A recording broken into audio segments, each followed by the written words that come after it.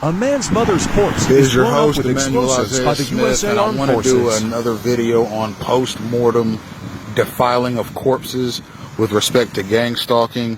I read a news article.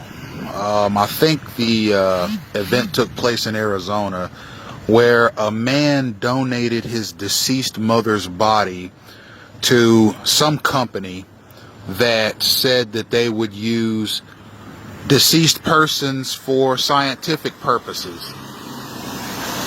So he donated his mother's body, and sometime later he contacted the company because he wanted to know what scientific reasons or scientific projects his mother's body was used for.